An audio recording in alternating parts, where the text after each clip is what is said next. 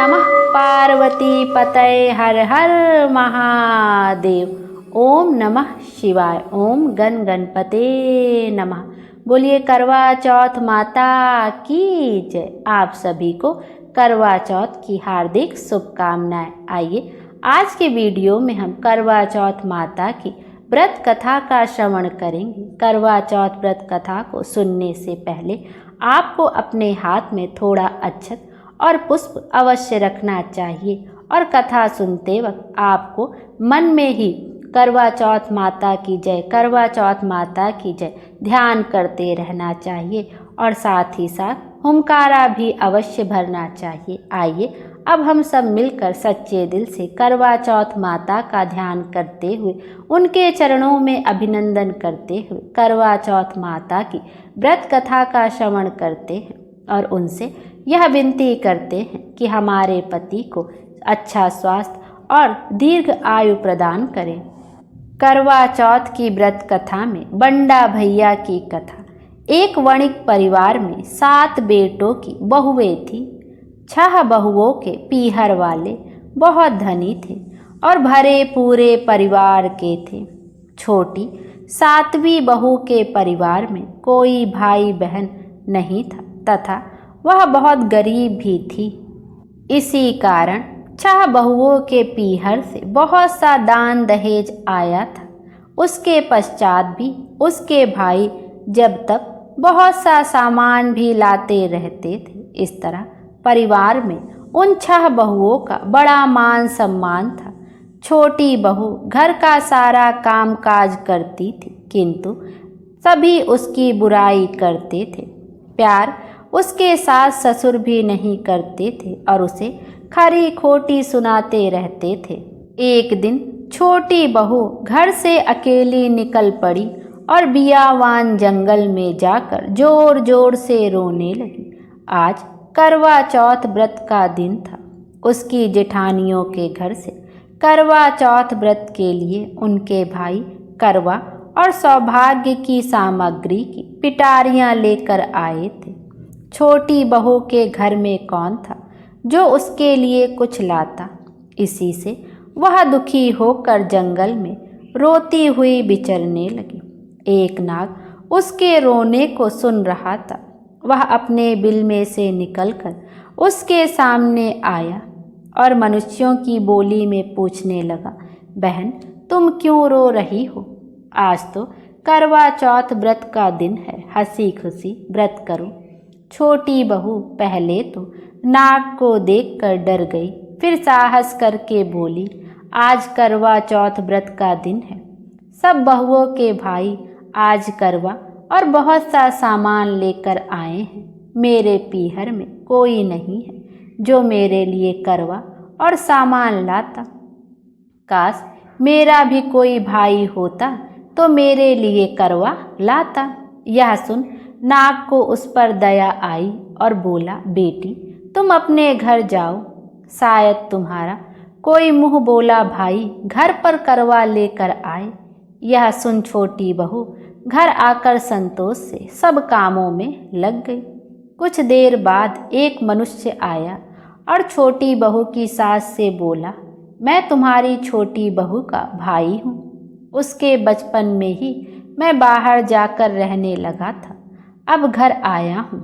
आज करवा चौथ है, मैं उसके लिए करवा और सुहाग पिटारी तथा कपड़ा लाया हूँ।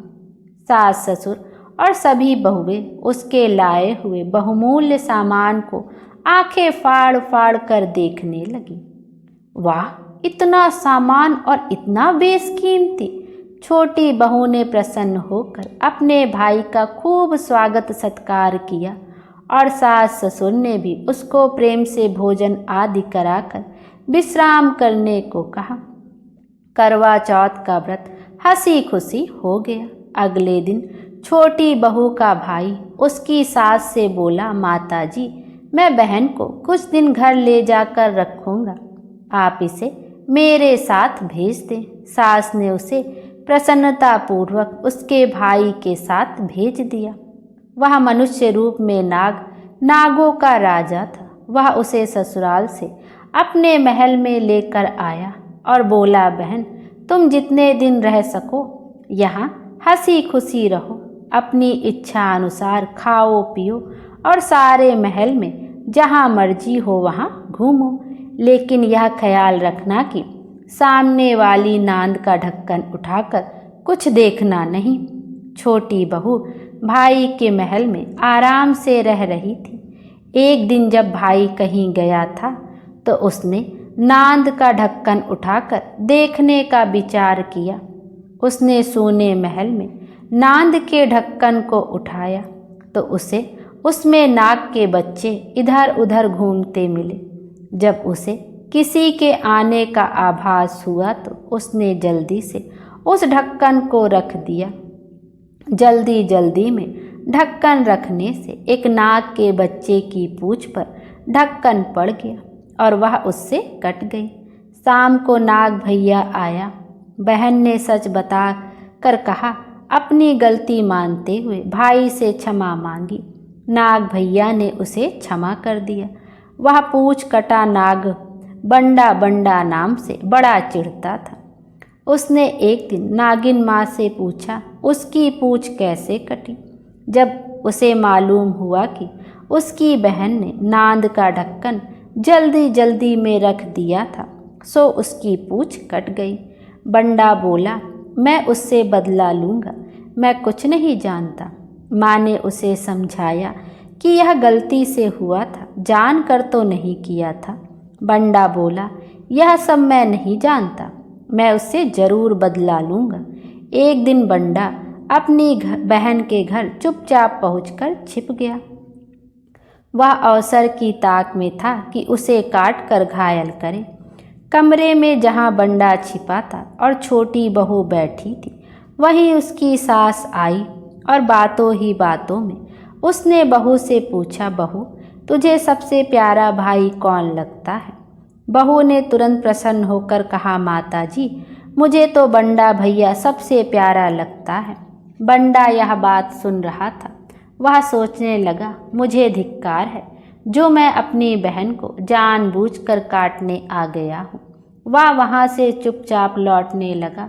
तभी उसे याद आया कि कल करवा चौथ का व्रत होने वाला है।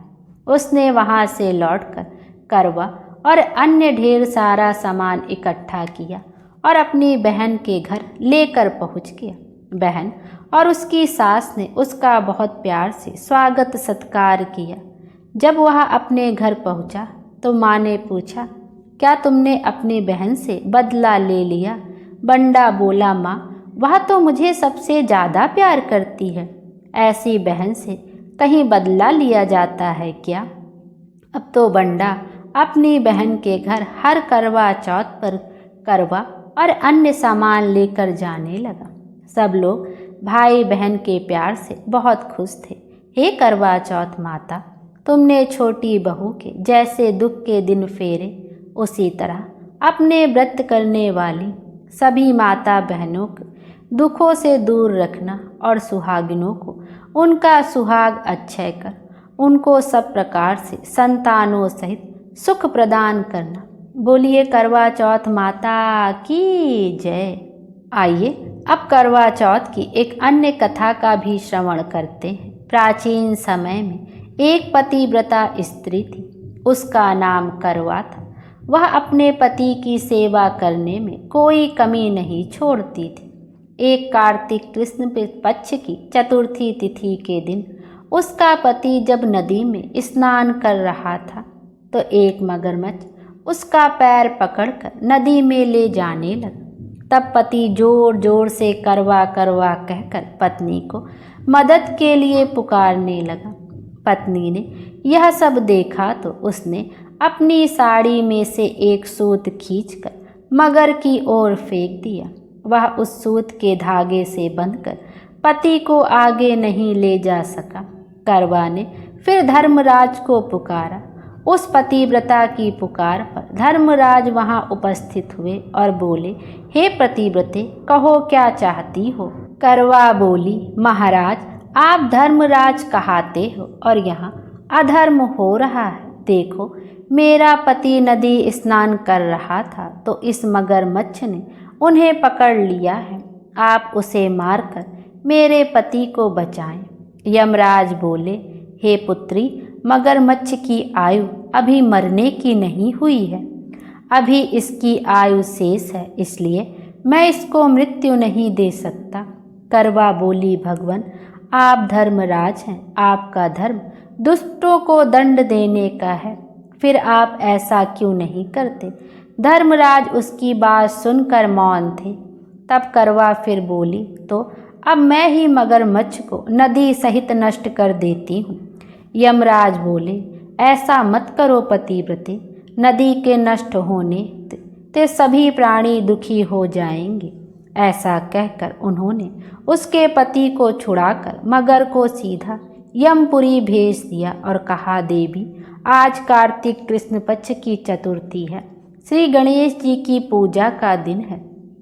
तुम्हारे करवा नाम से यह गणेश चतुर्थी प्रसिद्ध होगी। इस दिन जो सुहागिनें अपने पति की दीर्घ आयु के लिए चंद्रोदय होने पर अर्घ देकर पूजा करेंगी, उनकी इस व्रत के प्रभाव से समस्त मनोकामनाएं पूर्ण होंगी। आज तुम्हारा पतिव्रत धर्म भी धन्य हुआ, जो तुमने अपने पति के प्राण बचाए। उसी समय से यह करवा चौथ व्रत पतिव्रताओं में प्रसिद्ध हुआ।